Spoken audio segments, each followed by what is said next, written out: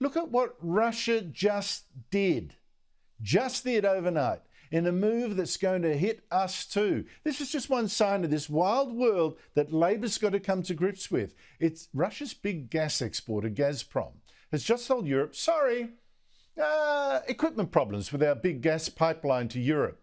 Yeah, like crazy. I mean, who believes this? From now on, they say, we are going to send Europe just 20% of the gas we could before. Just 20% when Europe is already desperately short of energy and gas prices have gone through the roof, including here in Australia. Joining me is the country's top foreign affairs writer, Greg Sheridan of the Australian newspaper.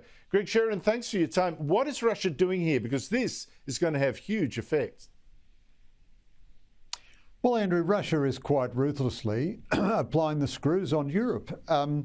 The Western sanctions have hurt Russia up to a point, but I have read analyses which suggest it's very hard to calculate precisely, but which suggests that Russia is actually getting as much money from its resources exports as it was before the sanctions, because there are dozens and dozens of countries all around the world, including some of our friends, sad to say, India and Vietnam and so on, which are happy to buy the energy exports from Russia, and of course China is its biggest customer, and pay very good money for it. So Russia, far from being denied a European income for its energy exports, is now able to turn down the energy supplies to Europe, knowing that Western Europe, having abandoned its own production of gas, having outlawed fracking, having gotten rid of a whole lot of fossil fuel development in its own shores, is now terribly vulnerable to Russian pressure. And Europe is going to have a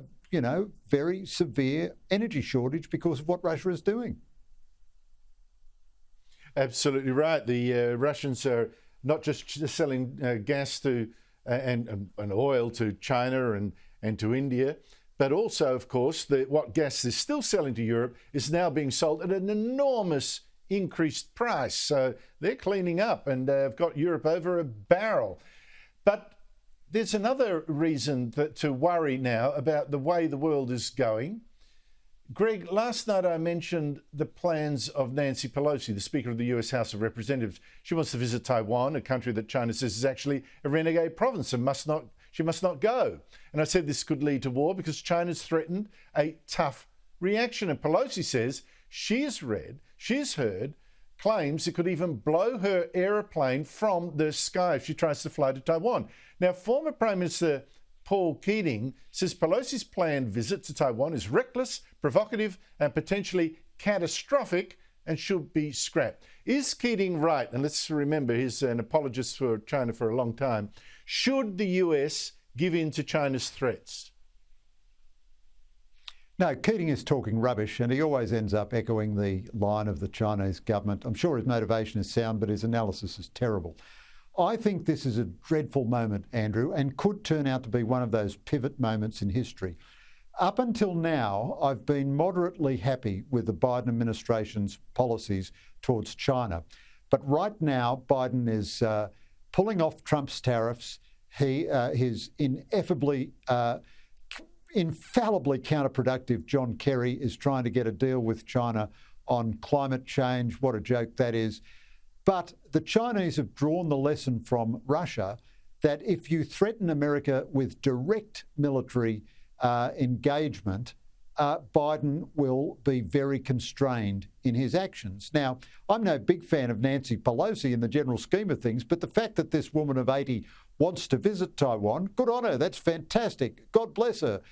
And if the Chinese can push Biden around and say, don't you dare let the American speaker visit Taiwan or there might be grave consequences, including military consequences. Now, in Paul Keating's ridiculous analysis, he says conflict could break out. Conflict doesn't break out like a storm. What that means is that China could take aggressive, deadly military action against either Pelosi, that's very unlikely, or Taiwanese airplanes or over Taiwanese airspace.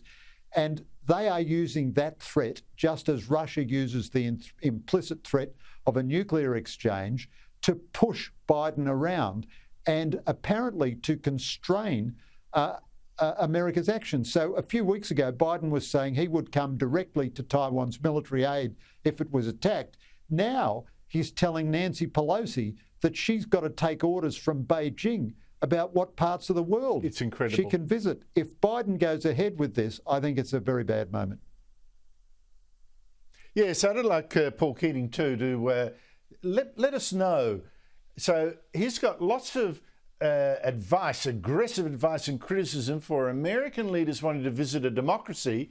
I haven't heard him say a single word about China, a dictatorship, saying, no, you can't visit a democracy. Where's one single word that China might actually launch a war, as he claims, on this issue? Not a word. I just think there's something really strange going on there.